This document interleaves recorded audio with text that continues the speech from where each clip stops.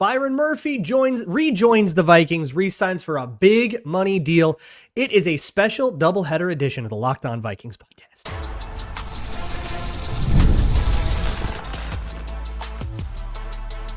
You are Locked On Vikings, your daily Minnesota Vikings podcast, part of the Locked On Podcast Network, your team every day. Hello, everybody. Welcome back to the Locked On Vikings podcast for the second time in the same hour.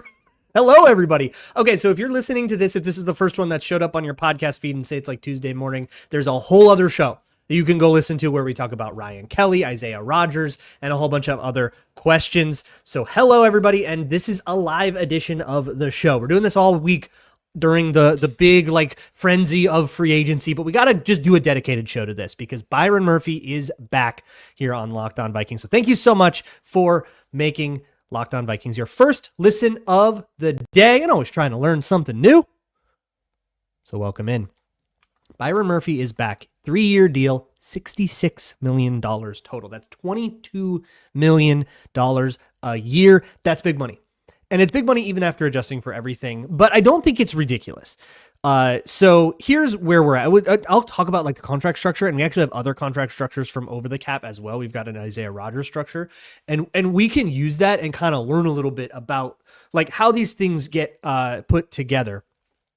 But the broad strokes, like 35 mil guaranteed, which is similar to other guarantee numbers that we've seen today, but the overall amount is bigger for Byron Murphy, which might not end up playing out. Obviously, unguaranteed money, you never know if it's actually going to exchange hands. But yeah, Gary Huber actually brings up a great point in the chat. So come on, get in the chat, and you could just like interrupt the show with a good point if you make one. That says the high number for Murphy signals that Kwesi's prioritizing comp picks. 22 mil for Murphy versus 16 mil for Reed, who would have had a comp impact. That's very much a possibility. However, I know that like Byron, they really wanted him back in the building. So I think it might just be more of a we like our guy and we like this guy. We worked with him for 2 years. We really like him. We want to keep him, and we don't want to replace him with a dude we've never worked with before. I think it's more about that, but he also earned it. He's coming off a Pro Bowl and a deserved Pro Bowl. He's coming off a career high in interceptions. He's had a good season. So I looked at this based on the same kind of contract history thing. James Kuno asked, do we know how much cap space we have? No idea at all for this year because my voice is already leaving me. This is what you get with 2 podcasts in a row. No idea at all on cap space because I don't know what the first year hits are for any of these guys. But when I look at the contracts, and I'm just trying to get a sense for like average annual value, right? And you look at like contract history. So looking at the Byron Murphy deal he just signed, it's 7.8% of the cap at signing. If you look at all the other people around that area, that's AJ Terrell last year, that's L'Jarius Sneed last year, Jalen Johnson last year. So those are guys coming off of their rookie contracts. So those are second contract guys, and Murphy got it on a third contract. So to me, I feel like we can comfortably say, okay, that's more than usual. But looking at the market that has been signed around all day long, that's about what everybody's been getting. So I think that's just the nature of the market. And don't freak out too much that like DJ Reed went an hour before Byron Murphy, and then that made the Byron Murphy thing that much more expensive or anything. That's probably not what happens there. It's more about, it's honestly at the combine. I think everybody understands what everybody's contracts are going to be, and then they all end up kind of in the same world, except somebody gets to say, I got my guy the biggest contract today, even though all that money might be fake. So I'm very curious to see the contract here. It's a 3-year deal. We'll see what the void years are. We'll see what the actual cap hits are. And sometimes with these contracts, they'll use big roster bonuses or other stuff like that to like give themselves like a team option and see what kind of like, there's the money that gets reported by Adam Schefter, and then there's the money that dude actually sees. And ultimately the latter is the one that affects the Vikings when all is said and done. But I loved Byron Murphy last year. He was far and away the best corner, big time closer, as Sloth says in the chat. Yeah, absolutely. Right. He got okay, the career high interceptions, it's going to affect your contract. I do think some of those were gimmies, right? Some overthrows, but hey, tips and overthrows, we got to have those, right? That's a mantra they say. They practice that. They want that. And teams that get overthrows are going to do better than teams that don't get overthrows, right? You want to capitalize and punish on those mistakes. And I think Byron Murphy did a good job with it. Oh my goodness, a lot of people are here for the second time around. Hello, everybody. But I wanted, so a lot of people are saying but what about DJ Reed? Did the Lions get a better deal? I wanted Charvarius Ward. I wanted two of those guys. I wanted, or Carlton Davis, Shadow Flame says, I wanted two of those guys. I wanted Murphy and another one. So I set my expectations very high. So they didn't quite meet that, but the cornerback room now, if you have Mekhi Blackmon and you feel good about him as a starter, which is a big if, but let's say we do for now, and you feel good about Isaiah Rodgers as a starter, another if, but okay. And the Isaiah Rodgers contract structure is out. We're going to talk about that later. But then you add Byron Murphy, who we definitely feel good about as a starter. So you got one yes and two maybes, I think, are your three starting corners right now. I would love to have the two maybes compete against each other, because then the only way you have a problem is if they both suck, right? And that feels pretty unlikely. But right now you need them both to be good, which also feels a little bit risky. So I would love to be covered in a world where one guy works out and the other guy doesn't work out so well. And get one more guy in. Kit Fisto's dental plan is asking, who's the next best cornerback available? You guys are going to have to help me out. Here's the rub. I've been elsewhere for most of the day, so I don't have a great sense for who has signed and who hasn't, just off the bat. And I'm trying to get this. I was trying to get live right away, so I didn't even really take the time to look at it. But if Rasul Douglas is still out there, maybe he's the next best guy, or Asante Samuel or Mike Hilton is the next best guy. Jonathan Jones. I know Nate Hobbs went. I think Paulson Adebo went back to the Saints. Christian Fulton, then the names kind of start to get a little bit scary. But yeah, Mike Hilton would be sick. If you got me Mike Hilton on this room, I'd actually feel pretty good about the cornerback room. And considering what I was saying about the cornerback room a week ago, where I was like, hey, this is kind of a disaster. We're pretty good. So the elephant in the room, I think right now is, whoa, did they pay too much for Byron Murphy? Was this an overpay? Is it a mistake to give Byron Murphy second contract money on his third contract? I think it's a valid question. Let's dive into it next on Locked On Vikings. This episode 2 is brought to you by Betterhelp. BetterHelp is convenient, flexible online therapy made easy. If you're thinking about getting into therapy, the biggest issue that can get in your way is going to be the scheduling of it all. And not to mention, just it's kind of a scary thing to dive into. What if you don't like the person? And BetterHelp is designed to help you get through all of those things. They're going to pair you with a therapist they think is right for you. If you don't like that therapist, it's no big deal. Just change the person. You can switch at any time. No additional cost. No big deal. And it's also designed to be online. If you want it online, it can be by phone if you want it by phone. And you don't have to go through any kind of major crisis to benefit from therapy. To me, I see it as mental maintenance. It's like going to the gym. You don't need to be injured to go to the doctor, or you don't need to be sick to go to the doctor. You probably should do that regularly. I kind of see taking care of your mental is the same way as taking care of your physical. So visit betterhelp.com/lockedon today to get 10% off your first month. That's betterhelp, HELP.com/lockedon. Moving right along here with the Locked On Vikings podcast, live edition number 2. So first things first, my Patreon's probably coming back this week, so I'm going to plug it, patreon.com/LukeBraunNFL. That is where you're going to be able to find film breakdowns on all the big names. I probably won't do Byron Murphy. I do have a couple of videos on Byron Murphy already over there that you can watch, that are all free to watch, by the way. So you can go check it out. You don't need to sign up. But if you wanted to, I would love it. But I'll do a video on Isaiah Rodgers and Ryan Kelly and whoever else ends up joining the Minnesota Vikings. So Hoops Talk 69 says, what about Holton Hill? Oh, what a name. What a name. So the, we're getting a whole podcast. Somebody in the chat, it says, yeah, we are absolutely getting a whole podcast. If I run out of stuff to talk about, we're just going to do Q&A. So get your questions in. But, let's go for the big one. Was this an overpay? Was this too much? Come on. If you're really worried about that, like, come on, be cool, you dweeb. Stampede says, can't wait for the live stream 30 minutes after you end this one for Jonathan Allen. That's right. We're doing it. We'll get, so it might be slightly inefficient to pay second contract money for a third contract, but what a tiny little hair to split. And I think the level of play that I would expect to get from Byron Murphy in the next few years, it's not like he's old, right? The level of play I would expect to get over these 3 years probably justifies top end cornerback money. I feel completely fine with that. And I think the Vikings were in a spot where they needed this, right? Like, chat in the last podcast that I was doing like an hour ago was like, oh my God, if they don't get Byron Murphy, we're all crashing out. Like, oh my God, this is a disaster if we don't get Byron Murphy. That was kind of true. Like, there were names that I maybe could have talked myself into, and then you would be in a spot where like, oh my God, we have to pick whatever the best corner is, and maybe we have to find a way to trade up to do it, even though we don't have enough picks.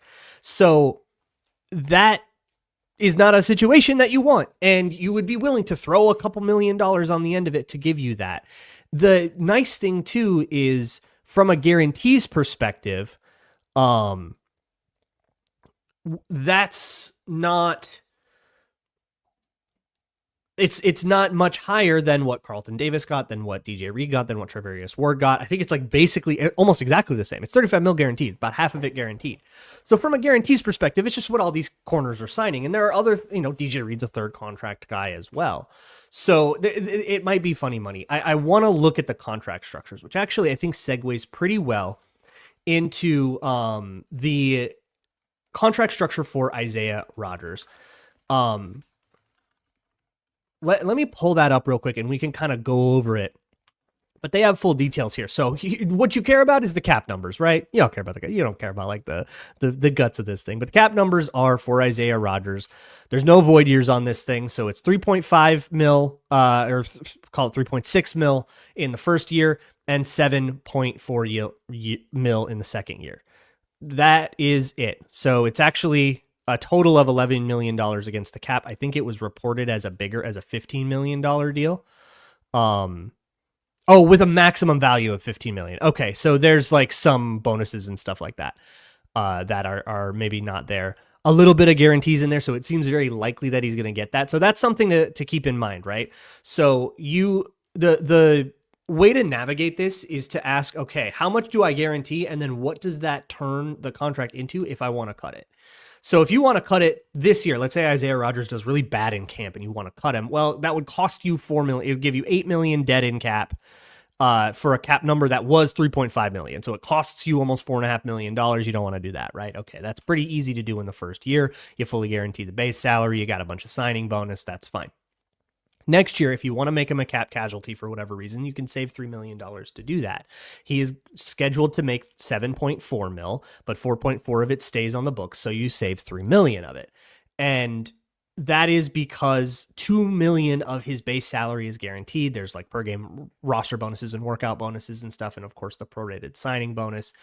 But that's the deal. So if this is a disaster and you want to cut him, you want to save $3 million, you can do that. So it's a cuttable thing. But it feels like, because $2 million of the base salary is guaranteed for 2026. To me, that feels like an intention not to do a cap casualty here. Yeah, we can do it. It'll be painful to do it, but we can if it's a disaster. But that's the way we can do that. It only takes him to age 28, like Kit Fisto's dental plan says in chat. Byron Murphy's only takes him to age 30. So, and yes, Murphy does not count toward the compensatory pick calculations. So, they're actually tracking the comp picks at over the cap. So let's actually we got a second. You want to look at the comp picks, everybody? You can just tell me what you want. This is great. Let me pull it up. I'm going to pull up the compensatory picks for 2026 cancellation charts right now. The Vikings currently, if it all ended now, Isaiah Rodgers counts for a 6th, Patrick Jones counts for a 6th, Sam Darnold a 3rd, Cam Bynum a 4th. That's it. Nick Mullins and Johnny Munt don't quite make it. And that's it so far. So they've got some guys to bring in. But if Jonathan Allen does sign, I would love to see Jonathan Allen sign. So like real talk, the reason that I'm not making this like a 20-minute bonus and I'm making this a full episode is to give 10 more minutes for Jonathan Allen to sign, just to see, because it'd be really cool if it happened while I was live. So everybody yell at me if it happens live. But yeah, what restaurant Jonathan Allen is at? Manny's, dude. It's gotta be. But yeah, so that's the comp pick world right now. That won't stick. They're not going to get a third and a fourth, I don't think. They'll sign other players. But right now, if it were to end right now, Sam Darnold would you keep the Sam Darnold pick, and that's the big one. He's an Egan per score north. Yeah, sure. That makes sense. So I don't know what's around Egan. I'm not from there. Yeah, and Jonathan Allen is a cut, so he would not count. There are other players, Rashawn Jenkins, that are cuts, and lots of defensive tackles that are cuts that wouldn't count toward that. There's a couple guards, but I think they went pretty fast. Like there's like Alex Kappa's, but I think they all kind of got snapped up. But now we don't have to like sweat the corner market as much. Yeah, it would be nice to get like a Mike Hilton in here. It would be nice to add a first round corner to this. I would even take adding a third round corner to this if you wanted to do it with pick 97, or if you end up with something else because you trade Garrett Bradbury away and you use that pick on a corner. I would love to add somebody that feels like they've got an outside shot at least to like push Mekhi Blackman. That's all I care about. And I think even if it's a third or fourth round pick, I think you bring that into camp and you're open to the possibility that guy balls out and takes a starting job like a Caleb Evans did his rookie year. Has anyone else been rumored to be talking with Jonathan Allen? A lot of teams are interested for sure. It's just that Jonathan Allen was rumored to be specifically interested in Minnesota, so he went directly to Minnesota, and he's been in Minnesota for the entire first day of free agency. So I don't know if anyone's going to get another chance. But if he leaves without a deal, then what that means is, that means they negotiated. That means an offer's on the table. And at some point, the negotiation hit a take it or leave it point, and that door probably stays open, and Jonathan Allen says, okay, thanks for the offer. I'll keep this in mind while I go talk to other teams and see if any of them can beat it. And if another team is willing to beat it, then he's probably just going to take that right out. Some fake report. I don't care what fake reporters. Chat, don't tell me what fake reporters mean. I don't need that. So with that said, I think we can get a little bit of an idea for the contract structure. I'm really curious about Byron Murphy's. If those details are out by the time Jonathan Allen signs, we'll kind of do that all in one go here. But let's do Q&A here for the rest of the show. So you'll get a minute to put your questions in the chat, and I will just take those until we run out of time here. That'll be next on Locked On Vikings. It's tax season, and this number 2 episode is brought to you by Intuit TurboTax.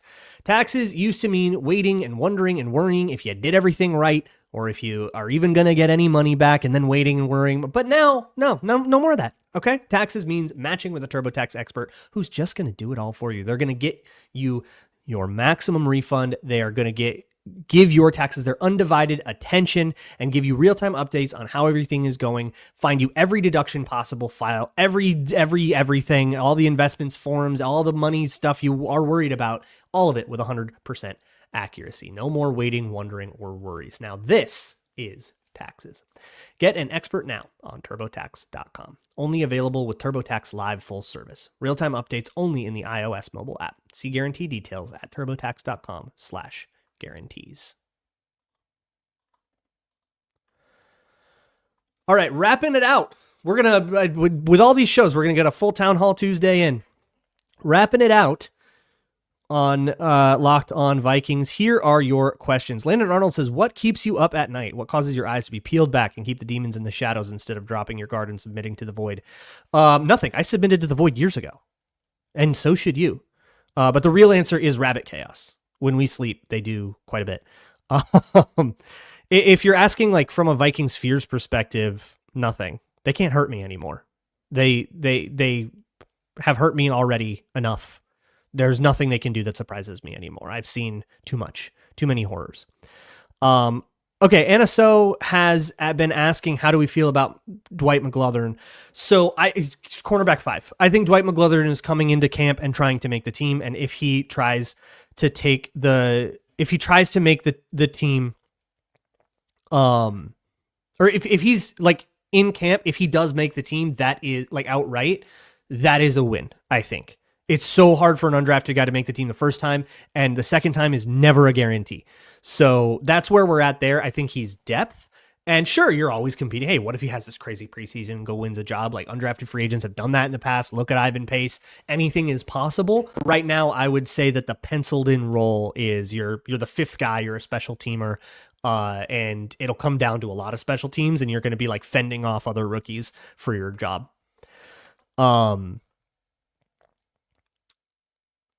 Somebody asked if I'll do a political show. No. I value my mental health too much to do that. Kit Visto's dental plan asks a great one. If they sign Jonathan Allen, who plays nose between him and Harrison Phillips? Is Allen more of a 3 or a 5 tech? I would say Harrison Phillips stays at nose and Allen plays that like 4-eye. And then I would love to bring Jonathan Bullard back. Boy, that D-line would be hot. Phillips, Bullard, and Jonathan Allen is like a pass rusher. God, that would be hot. And in nickel, you take Bullard off the field, and then you've got Harrison Phillips just to push the pocket. Maybe even take Phillips off the field and have Bullard push the pocket. He's great at pushing the pocket. And then you actually can set up a two-way go, a one-on-one for Jonathan Allen. Not to mention, you still got Gink and Grenard, who are probably going to get a lot of attention. That's so hot. Absolutely love it. And yeah, I know that Jonathan Allen is 30 years old. Couldn't care less. That is a good player. Matthew Hamlet says, is it possible that Ryan Kelly is also a part of Will Fry's pitch? I almost said Matt Fry's, and it's Freeze, the other Vikings podcaster, Kindred Skulls. It says maybe an overthink. I don't think that's an overthink at all. That could totally be a thing. Grab a couple teammates, guys that know each other. It fills a position of need for the Vikings, and I believe there was some rumored interest kind of softly. I don't know. It's hard to sort out what I saw as like wish fulfillment, like wish posting, and what was actual reporting. So don't quote me on that, but I feel like I saw it. Caprex asks, how crazy would signing Cousins as a backup be if the Falcons release him and Daniel Jones goes elsewhere? I believe, is it too late for the Falcons? Isn't it too late for them to let's look up the Kirk Cousins contract. Boy, it's been a couple years since I typed that into Google. Let's see here. On March 17th. So they got a week. Before like roster bonus, 10 million of roster bonus guarantees. But right now, cutting him, it would have to be a post-June cut, and they would save all of $0 on the cap. I don't think they were going to release him. And they've already kind of come out and said that they're not going to do that. So I don't think it's a thing. And yes, it would be crazy to do that as a backup. A lot of 30-ish-year-old guys getting decent contracts. But yeah, the backup quarterback situation is one that I'm super interested in now. If it's Daniel Jones, I'm happy with that. Like, make no mistake. But there's some interesting names that could happen, and I love it because we always know that guy, and it's always some kind of draft bust. So it's always a funny name that comes in when it's the backup. But whoever it is, they're competing with JJ McCarthy. But here's what I will say. Right, I know there's a lot of people who've been talking about like Aaron Rodgers. It seems like he's maybe a Steeler. I think a lot of smoke will happen about guys like that. But who's going to come in is like this, the level of guy that comes in is going to tell you how well they feel about JJ McCarthy. And if we are to believe the reports, the quotes, the things they were willing to say publicly and privately about JJ McCarthy, it's going to be like a Zach Wilson tier dude, which is what the Dolphins did for Tua Tagovailoa. And I think the Vikings feel about the same. I think they're into him, and I think he's going to be the week 1 starter. Jameis Winston, maybe not even that big of a name. Isaiah Rodgers is a punt returner, says Smith 22 Vikes. I'll have to check you on that, but that would be very much a welcomed thing. I know that there was some talk of them wanting to improve at punt returner and maybe letting Brandon Powell walk because of that. Gardner Minshew, there's a name. Oh, I love that one. Yeah, Gardner Minshew I think he's perfectly destined to be a backup. We can all fall in love with his stupid headband, like being very Florida stuff. He can go make every rural Minnesotan fall in love with him. Everybody at the Brainerd racetrack, okay, is going to love Gardner Minshew. Okay, we've got that demographic locked down, but he never actually has to take the field. Mwah, perfect. Absolutely love it. Minshew mania. Into it. Seth Oates says, if Alan signs a minute after the show, would you do a third podcast? Probably a short one. I'd probably come back live and do like a 10-minute ditty on it real quick. But yeah, the whole idea here is that I'm going to be coming back and forth, and I would have been doing this all day. I would have done one separately for Ryan Kelly, maybe even a whole one for Isaiah Rodgers. But I was predisposed this morning, so I had to do it something else. Yeah, Bradbury, wide receiver 3. Got to move him somewhere. Mike Reynolds says Trey Lance. Yeah, I don't think Trey Lance makes an NFL roster. You can bring him into the building if you want, but I don't know if he makes an NFL roster. You probably going to see him. I would not be surprised to see Trey Lance playing football 2 or 3 weeks from now. I'll put it that way. That's not an NFL player, never has been. Any interest in bringing Dalvin Tomlinson back? Asks Stampede. Yeah, sure. Why not? What's he supposed to call? How old is he, Dalvin Tomlinson? I know he was in for the, he's 31. Yeah, sure. That's not too bad. And I think he played pretty well for the Browns, right? I feel like I remember a bunch of nice disruptions. So yeah, sure. Why not? I bet that would not be very expensive. And I believe he's a cut as well. So you're not counting against the comp formula. That always rules.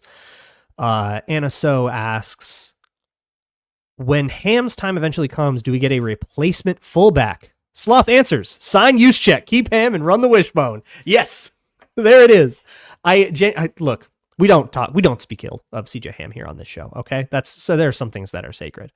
But Kyle Juszczyk being a free agent is an interesting proposition. Caprex asks, what happened to KJ Osborne? Is he a wide receiver 3 option? I don't think he beats Jalen Naylor for that job, but that doesn't mean don't bring him in the building to me. I do think bringing in a depth receiver is going to be a thing. There will be a receiver, I think. And I don't think you do that in the draft. I think there will be some veteran depth receiver, but I'm going to be honest, Cooper Kupp, they might be waiting for Cooper Kupp to get released. Kevin O'Connell loves that guy. And I don't think he's going to cost jack all if he gets released. Bring him in and kick the tires kind of thing, right? See what he's got left in the tank. And if it doesn't work, you cut him in camp. And I think that's probably the way it is. Mike Reynolds says Levi Onwuzurike. If you trust him to stay healthy, but that's, I think, going to be the reason that he doesn't get the kind of money that other DTs are getting.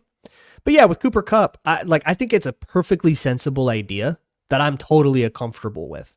And just understand that he's competing with Jalen Naylor. If Cooper Kupp comes in, I'm going to tell you right now, Jefferson and Addison are still wide receivers 1 and 2. And Cooper Kupp is playing some sort of rotational role.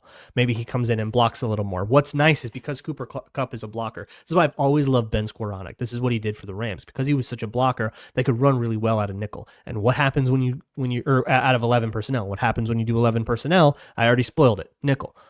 So you get to run against everyone's 5'9" nickel corner. For the Vikings, it's all 5'9" corners. It's an exaggeration, of course, but I don't think they have. Is Mekhi Blackman over 6 feet? I don't think he is.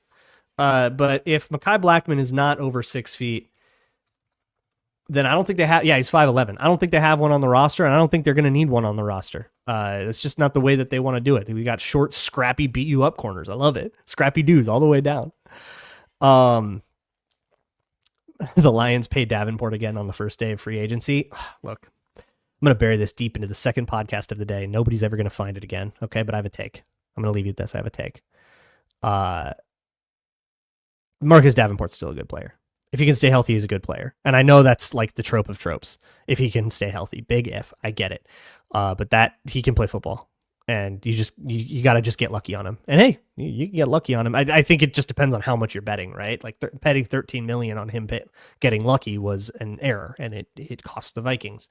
But that doesn't mean that there was no world where that it was like this uninformed move and there was no world where it worked out. It's just a risk. And sometimes those gambles don't work out. That is going to do it for now. I need to rest my throat. I've been going crazy for like an hour. And by the way, I'm popping off of this and going right on a Seahawks show. So I got to go to do that. Talk about Sam Darnold. I'm going to cape for him so hard, y'all. Oh my goodness. I'm going to cape for him so hard. I'm going to go around every Seattle Seahawks show I can and be like, look, here's the deal. You have the second best QB in the NFC West, and that's assuming that Matt Stafford isn't going to get old on you. I am going to go do that. I will see you all at latest tomorrow. And as always, Skull.